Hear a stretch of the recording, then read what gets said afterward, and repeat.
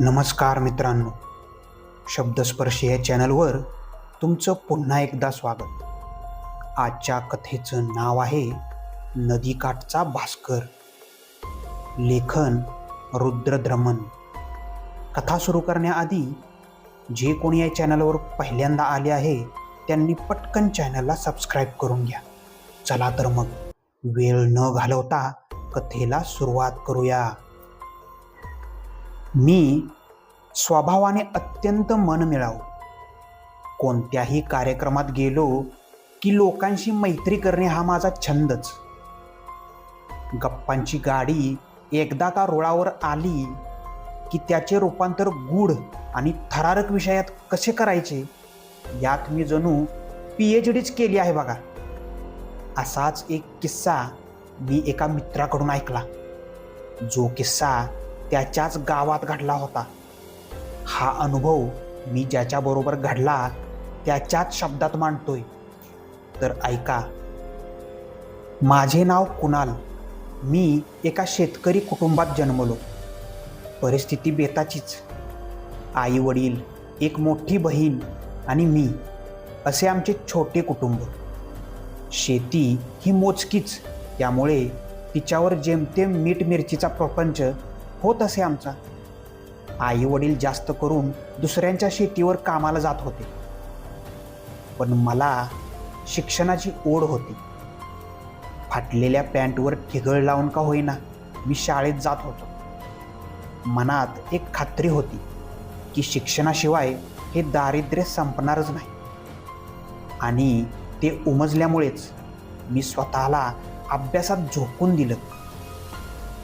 अखेर नियती प्रसन्न झाली आणि माझी निवड नवोदय विद्यालयासाठी झाली. घर सोडताना मन द्विधा होते, पण बहिणीचे ते जुने फाटके कपडे आणि माझी गरिबी मला खुणावत होती. नवोदयला गेल्यावर घरातील एक जणाच्या जेवणाचा खर्च वाचला याचे समाधान मोठे होते. सुरुवातीला मी वर्षातून 3दा घरी येत होतो, पण पुढे ध्येयाने झपाटलो आणि फक्त उन्हाळ्याच्या सुट्टीतच घरी येऊ लागलो. त्या काळी मोबाईल हे गरिबांसाठी दिवा स्वप्नच होते. केवळ पत्रांद्वारे खुशाली कळवायची. एकदा बहिणीचे पत्र आले. तिने रक्षाबंधनाला येण्यासाठी खूप विनवणी केली. लग्नाचे वय झालेल्या बहिणीचा हट्ट मी मोडू शकलो नाही. मनात विचार आला. तिला न कळवता 2 दिवस आधीच मी गावात येऊन धडकलो. तिला झालेला आनंद पाहून माझे मन भरून आले. दुसऱ्या दिवशी रक्षाबंधन होते. राखीचा मुहूर्त उशिरा असल्यामुळे सोहळा उरकायला संध्याकाळचे 4 वाजले. थोडा वेळ गावात चक्कर मारून येतो असं आईला सांगून मी बाहेर पडलो. गावात शांतता होती. बहुतेक जण शेजारच्या गावात जत्रेसाठी गेले होते. पाय आपोआप नदीकडे वळले. पाऊस चांगला झाल्याने नदीला बऱ्यापैकी पाणी होते. काठावरच्या एका शिळेवर बसून मी मावळत्या सूर्याचा केशरी प्रकाश निहाळत होतो. सूर्य मावळला तसा काळोख दाटून येऊ लागला. थोड्याच वेळात त्या निसर्गरम्य देखाव्याला तो आपल्या कवेत घेणार असल्याचे मला जाणवले. घरी जाण्यासाठी मी उठलो आणि गावाच्या दिशेने चालू लागलो. इतक्यात मागून हाक आली. कुणाल, कधी आलास रे? मी वळून मागे पाहिलं. तो भास्कर होता, माझा जुना शाळकरी मित्र. नदीच्या काठावर उभा राहून बोलत होता. अरे भास्कर, मी कालच आलो. इतक्या वेळ कुठे होता? मला दिसला नाही तू. आणि तू जत्रेला नाही गेलास का? मी विचारले. तो शून्यात बघत म्हणाला, नाही रे, यावर्षी नाही जमलं जायला. इथेच तर होतो, तुला लपून बघत होतो. तू जाण्यासाठी उठला की तुला धप्पा करण्यासाठी. तो बोलत बोलत पुढे आला. एक ओलसर शेवाळलेला वास त्याच्या आजूबाजूला दरवळत असल्यासारखं मला जाणवलं. मी त्याकडे दुर्लक्ष केलं. आम्ही जवळच्या शिळेवर बसून गप्पा मारू लागलो, पण तो फारसा बोलत नव्हता. अचानक माझा हात पकडत तो म्हणाला, कुणाल, चल पोहायला जाऊया. मी त्या अचानक मागणीने आणि त्याच्या हाताच्या त्या ओलसर बटबटीत स्पर्शाने दचकलोच. अरे, आता तर पार अंधार झालाय, उद्या येऊ की? असं बोलत मी त्याच्या हातातून हात सोडवून घेतला. तो हट्टालाच पेटला. नाही, आत्ताच चल. या वेळेच्या पाण्याची मजा तुला माहीत नाही. मी रोज याच वेळी पाण्यात असतो. त्याचा स्पर्श, त्याचा आग्रह विचित्र वाटत होता. इतक्यात दुरून बॅटरीचा प्रकाश दिसला. कुणाल, अरे कुणाल, वडिलांचा आवाज होता. मी आलो आलो असं म्हणून प्रतिसाद दिला. भास्करकडे वळून म्हणालो, मी निघतो, बाबा आलेत, उद्या नक्की भेटू. भास्कर काहीच न बोलता नदीच्या पात्राकडे चालू लागला आणि वळून म्हणाला, कुणाल, मी रात्री तुला भेटायला घरी येईन, भेटशील ना? मी केवळ हो म्हटले आणि बाबांच्या दिशेने धावलो. बाबा खूप चिडलेले होते. एवढ्या रात्री नदीवर काय करतोयस? त्यांनी चिडून विचारलं. मी त्यांना शांत करण्यासाठी बोललो, बाबा, मी एकटा नव्हतो, भास्कर भेटला होता, त्याच्याशी गप्पा मारत होतो.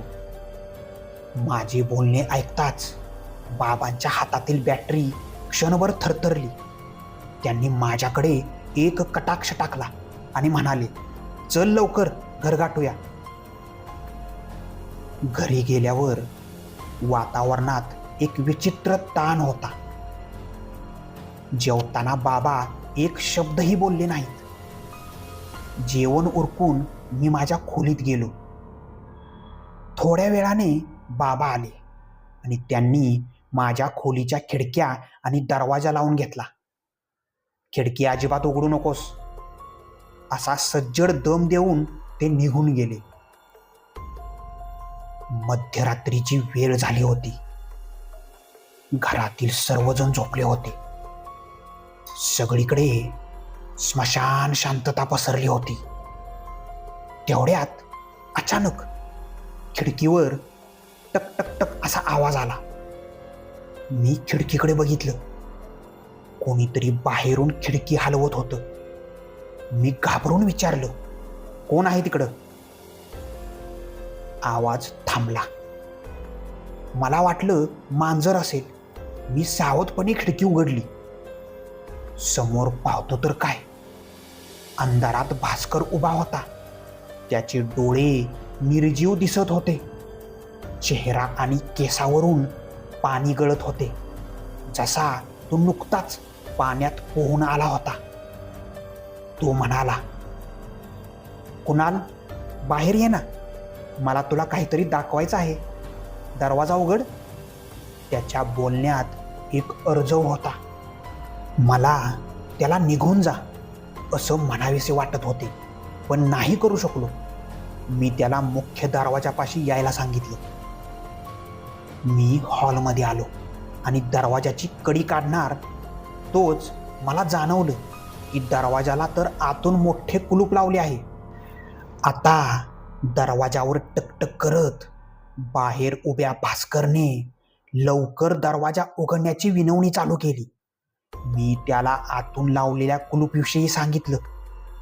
मी यावेळी बाहेर येण्यास असमर्थ आहे असं त्याला सांगितलं. माझ्या त्या नकाराबरोबरच बाहेर काहीतरी बदल झाला. वातावरण अचानक बदललं. भास्करचा आवाज आता बदलला होता. तो आता विनंती करत नव्हता, तर तो ओरडत होता, दरवाजा उघड कुणाल, दरवाजा उघड.